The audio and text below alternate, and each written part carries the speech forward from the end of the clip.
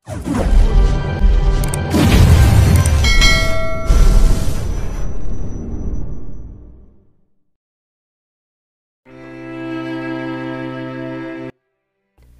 morning, baby Alina. Ang aga nyo naman. Nakangiti kong sagot.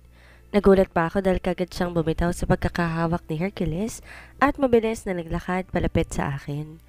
Di na ako nakakilos pa na mahigpit siyang yumakap sa akin. I miss you, Tita Bridget. Narinig kong sambit ni Alina. Gulat naman ako napatitig kay Hercules na noon, tahimik na nanonood sa amin habang may ngiting nakaguhit sa labi. I miss you too, baby. Kaya lang di kayo pwede maglaro nila Serena at Stell today. May pasok sila sa school. Kagad kong sagot sa kanya. Hinaplos ko pa ang buhok nito para sana'y paramdam sa kanya na wala siyang dapat ipag-alala dahil makakalaro niya rin naman sina Serena at Stell kapag walang pasok sa school. I know po, Tita Bridget. Kaya nga po maaga kami ni Daddy ngayon dahil sasabay kami sa inyo papuntang school. Mag-aaral na rin po ako, Tita Bridget. Nakangiting sagot ni Alina sa akin, sabay bitaw sa pagkakayakap sa akin at muling bumalik sa ama nito at humawak sa kamay. Gulat naman ako napatitig kay Hercules.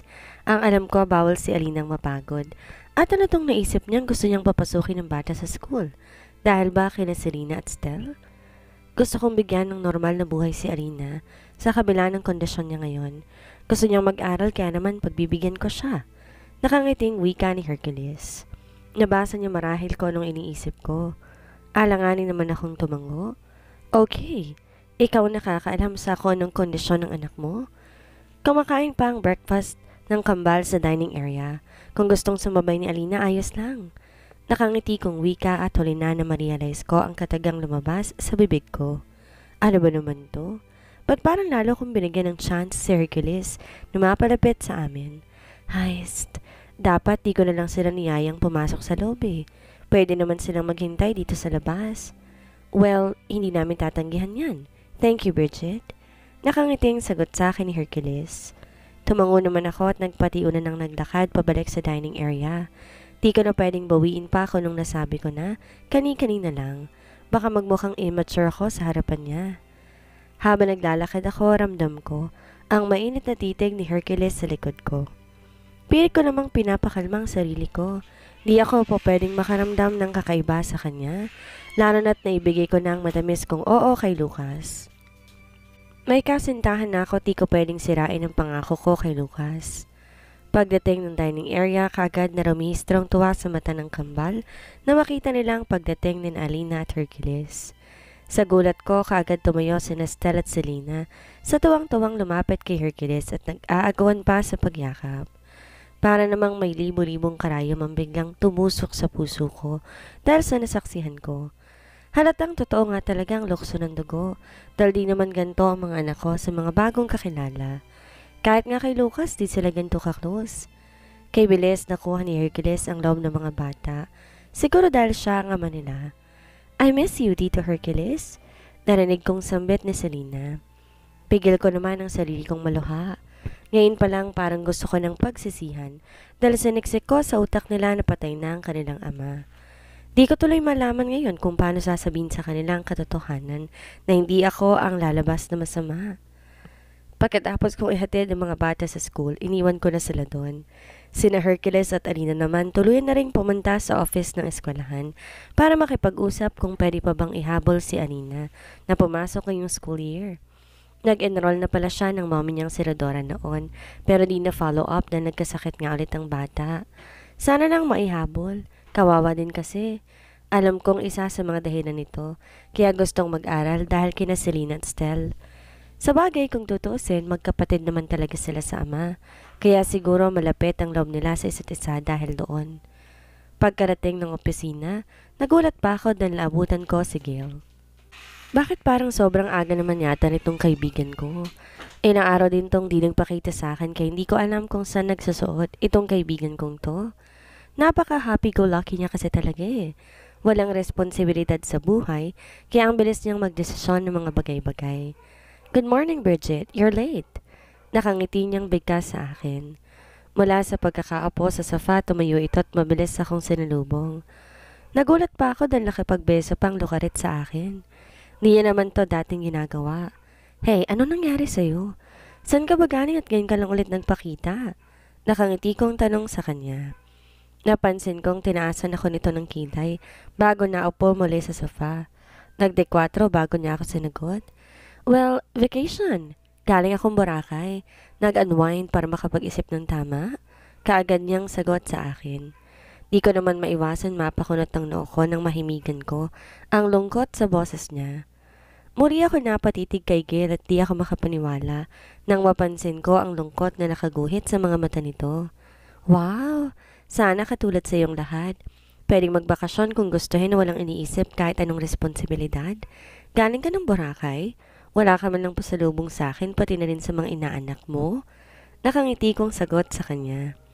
Naupo na ako sa swivel chair ko at binuksan ang computer na nasa harapan ko. Di mo na kailangan ng pasalubong. Pwede kang bumili ng mga bagay-bagay na gusto mo dahil CEO ka na. Unlike sa akin, jobless at tumaasa lang sa suporta ng pamilya. Nakalabi niyang sagot sa akin. Muli ako napatitig kay Gail at lalo ako nagtaka dahil sa ekspresyon ng mukha niya ngayon. Nababanaag ko kasi talaga ang lungkot sa kanya eh. Akmang tatanungin ko sana siya kung anong problema niya nang marinig kong mahinang katok sa pintuan ng opisina. Come in! Kaagad nabigkas ko.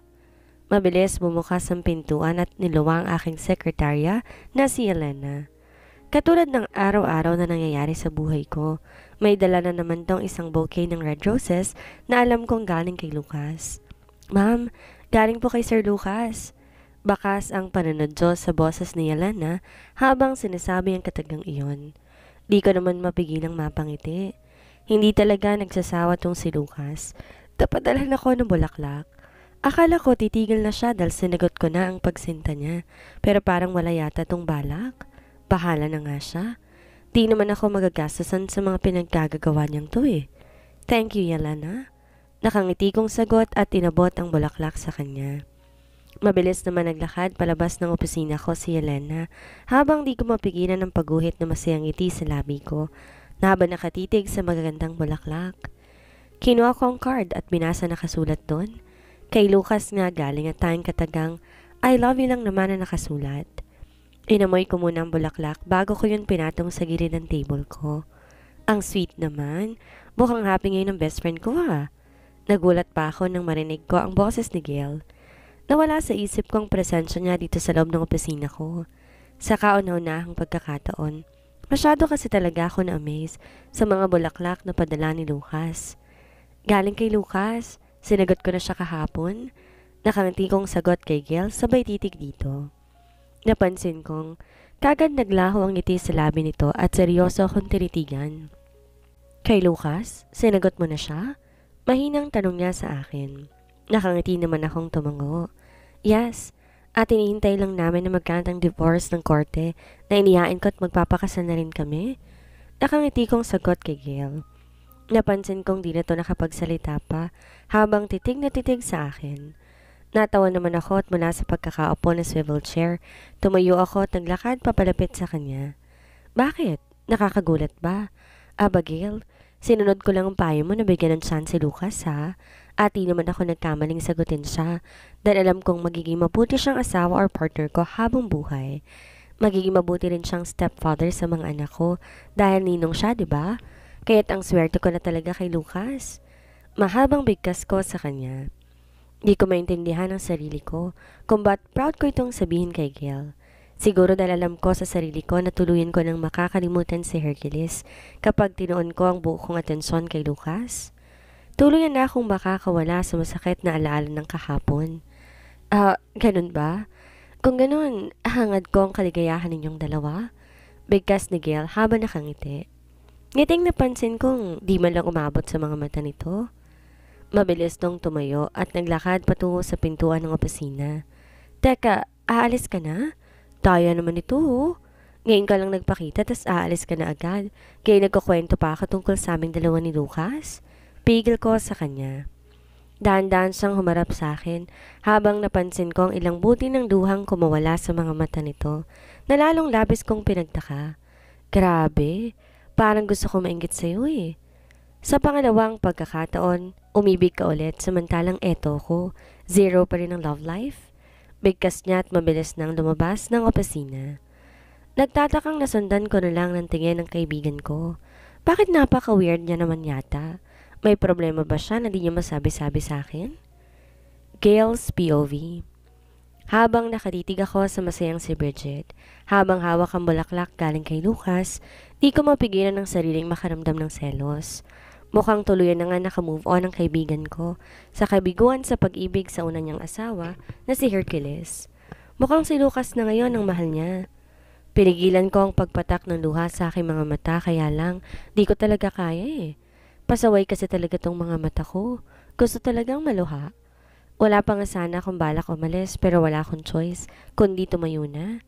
Ayoko makita ni Bridget kung ano man ang nararamdaman ko. Wala akong balak aminin sa kanya kung ano mang namagitan sa amin ng boyfriend niya ngayong si Lucas. Marami na siyang mga pinagdaanan para makisawsaw pa ako. Siguro nga, ito na ang panahon para tuluyan na ako magparaya.